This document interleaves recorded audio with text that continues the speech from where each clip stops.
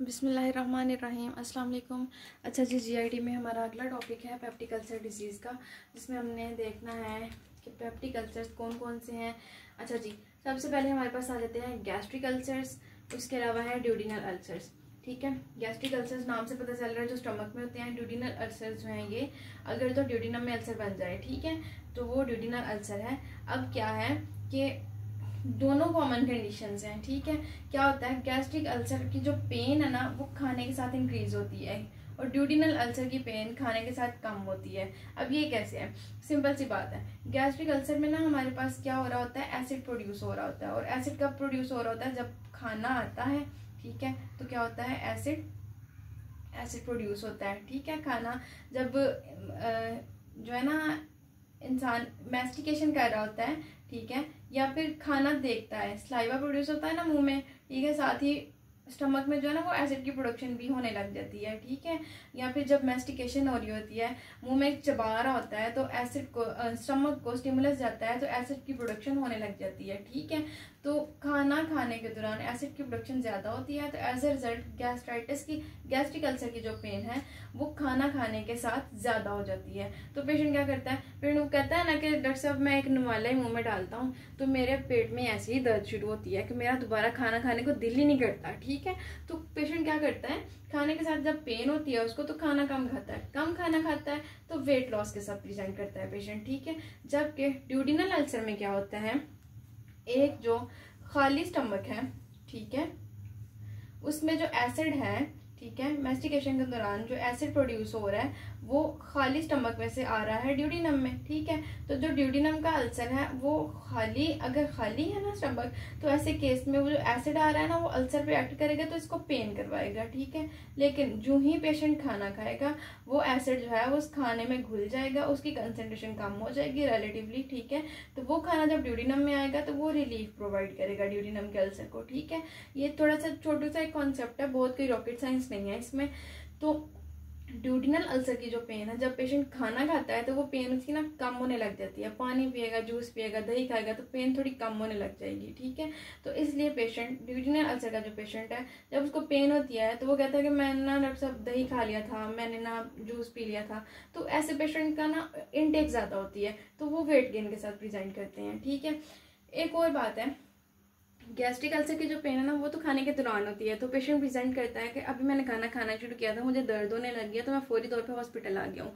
जबकि duodenal ulcer की जो पेन है ना वो खाली पेट में ज़्यादा होती है। खाली पेट में जो एसिड स्टमक में होता है वो आके अल्सर के ऊपर उस जगह पे आके दर्द करवा रहा होता है। ठीक है, तो अक्सर पेशेंट कब प्रेजेंट करते हैं, रात का 1 बज रहा है, 2 बज रहा है, ठीक है, खाना खा के सो गए हैं, खाना वो हजम हो चुका है, अब स्टमक में जो एसिड था ना वो आके ड्यूडिनल अल्सर पे एक्ट कर रहा है। ठीक है, तो लेट नाइट पे पेशेंट को पेट में एकदम से बहुत ज़्यादा दर्द महसूस होती है, खाली पेट में दर्द महसूस होती है, कुछ खाता है तो ठीक हो जाता है। ठीक है, इस तरह की पेशेंट की हिस्ट्री होती है। या तो लेट नाइट में प्रेजेंट करेगा कि मुझे ना बहुत दर्द महसूस हुई है, मुझे पहले भी इस तरह की दर्द महसूस होती है, मैं कुछ खाता हूँ तो ठीक हो जाती है। ठीक है, तो ये टिपिकल साइन है ड्यूडिनल अल्सर का। आई होप आपको इसकी समझ आ गई होगी। ये ना हिस्ट्री पे ही हम इसको आराम से पिक कर सकते हैं। ठीक है, अच्छा, अगला पॉइंट ये है कि गैस्ट्रिक अल्सर की जो एच पाइलोरी इन्फेक्शन के साथ एसोसिएशन है ना वो 70% है, जबकि ड्यूडिनल अल्सर में 90% एसोसिएशन है एच पाइलोरी इन्फेक्शन के साथ। ठीक है,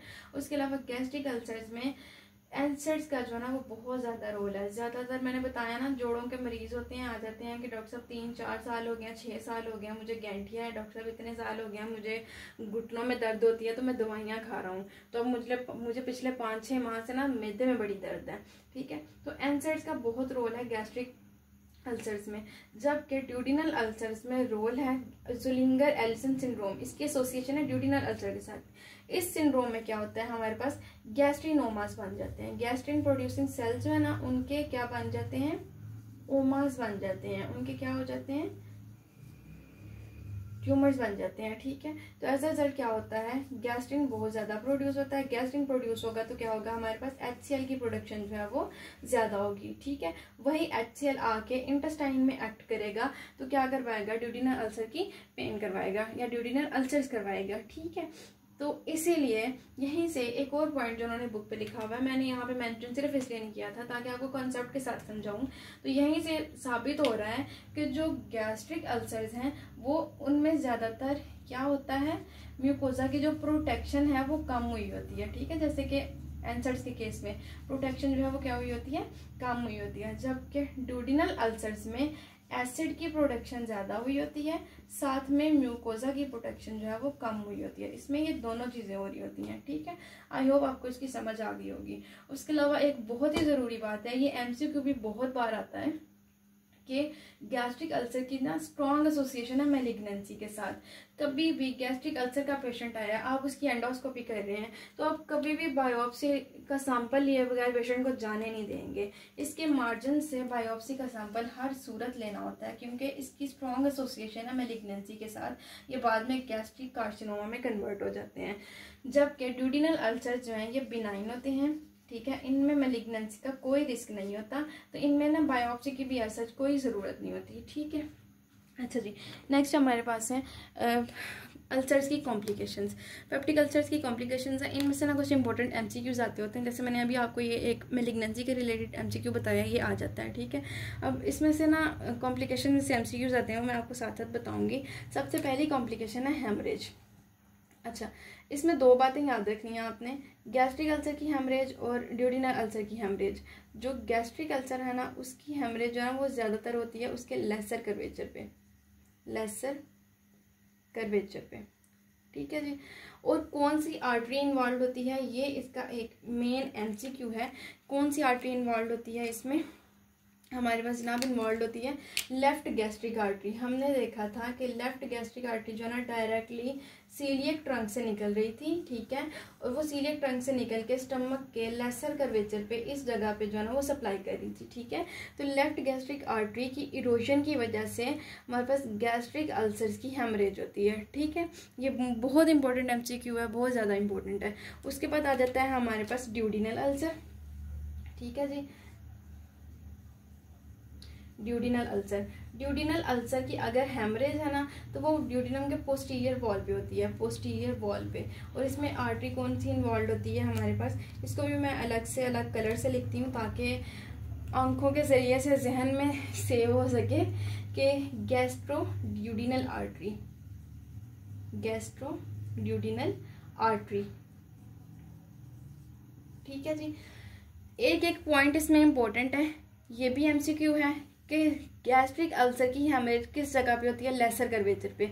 ये एक एमसीक्यू है। ठीक है, उसके अलावा लेसर कर्वेचर पे जो हेमरेज हो रही है, आर्टरी कौन सी इन्वॉल्व है, कौन सी आर्टरी की इरोजन की वजह से है, लेफ्ट गैस्ट्रिक आर्टरी की। ठीक है, ये दूसरा एमसीक्यू है, बहुत इंपॉर्टेंट है कि आपने हर सूरत याद रखना है। उसके अलावा ड्यूडिनल अल्सर की हेमरेज किस जगह पे होती है, पोस्टीरियर वॉल पे, ये एक एमसीक्यू है। ठीक है, चलें इसको थर्ड कह लें। उसके अलावा ड्यूडिनल अल्सर की पोस्टीरियर वॉल पे जो हेमरेज हो रही है उसमें कौन सी आर्टरी की इरोजन हो रही है, गैस्ट्रोड्यूडिनल आर्टरी की, ये हमारे पास फोर्थ एमसीक्यू है। हेमरेज के ही टॉपिक में हमारे पास 4 एमसीक्यूज निकल रहे हैं और ये बहुत इंपॉर्टेंट है, इनमें से कोई एक तो आता ही आता है। ठीक है, उसके बाद आ जाता है परफोरेशन। परफोरेशन ज़्यादातर ड्यूडिनल अल्सर्स की परफोरेशन होती है। ठीक है, और ड्यूडिनल अल्सर्स की अगर परफोरेशन है तो वो एंटीरियर वॉल पे होगी। ठीक है, कहाँ पे होगी, ड्यूडिनल अल्सर की हेमरेज जो है वो पोस्टीरियर वॉल पे है, इस चीज़ को याद रखना है आपने। परफोरेशन जो है वो एंटीरियर वॉल पे है। ठीक है, और हमने पढ़ा था कि ड्यूडिनल अल्सर की जो सेकंड पार्ट ऑफ ड्यूडिनम है ना वो पोस्टीरियरली जो है ना वो रिट्रोपेरिटोनियल है। ठीक है, जबकि एंटीरियरली वो इंट्रापेरिटोनियल है। तो जब एंटीरियर परफोरेशन होगी ना तो पेरिटोनियम के अंदर एयर जो है ना वो इकट्ठी होने लग जाएगी, तो वो किस चीज़ के साथ प्रेजेंट करेगा हमारे पास, न्यूमोपेरिटोनियम के साथ। ठीक है, न्यूमोपेरिटोनियम के साथ पेशेंट जो है वो आधी रात को प्रेजेंट करेगा हमारे पास कि पेट में एकदम से ऐसे लगा है कि जैसे मेरा पेट फट गया है अंदर से। ठीक है, बहुत शदीद दर्द हो रही है। हम पेशेंट का एग्जामिनेशन करेंगे तो पूरे एब्डोमेन पे टेंडरनेस आ रही होगी। ठीक है, एक्सरे करवाएंगे तो एक्सरेज पे हमारे पास जो डायफ्राम है पेशेंट का, डायफ्राम के नीचे इस लेवल पे मतलब किसी एक साइड पे इस तरह से ना एयर आ रही होगी, ब्लैकिश सा एरिया आ रहा होगा, तो एयर अंडर डायफ्राम। ठीक है, ये बहुत ही इंपॉर्टेंट एमसीक्यू है, एयर अंडर डायफ्राम, क्लिनिकल्स के हवाले से भी। ठीक है, अगर आप प्रैक्टिस कर रहे हैं, एयर अंडर डायफ्राम को कभी भी आपने स्किप नहीं करना होता, बहुत इंपॉर्टेंट है। तो एयर अंडर डायफ्राम जो है वो परफोरेशन के केस में आता है, ठीक है। उसके अलावा ऑब्स्ट्रक्शन हो सकती है। ऑब्स्ट्रक्शन में क्या होता है कि हमारे पास जिस जगह पे ख़ास तौर पे स्टमक के पाइलोरस के लेवल पे, इस लेवल पे जिस जगह पे हमारे पास अल्सर था, वो अल्सर बाद में एट्रोफी, उस जगह पे एट्रोफी करवा के उस जगह को जो वहाँ पे आउटलेट है उसको क्या करवा देता है, स्टीनोस करवा देता है, ठीक है। सुराख को तंग कर देता है, यहाँ पे स्टीनोसिस हो जाती है, तो एज अ रिजल्ट ऑब्स्ट्रक्शन का चांस होता है। सेम इसी तरह से इंटेस्टाइन के केस में भी होता है कि ड्यूडिनम में अगर अल्सर है तो वो उस जगह पे ऑब्स्ट्रक्शन करवा सकता है, ठीक है। ये था जी हमारे पास पेप्टिक अल्सर डिजीज़ से रिलेटेड। नेक्स्ट हमारे पास ना गैस्ट्रिक कार्सिनोमा का टॉपिक है, वो हम थोड़ा सा देखेंगे। अभी तक आपको कोई मसला हो, you can ask me. Thank you.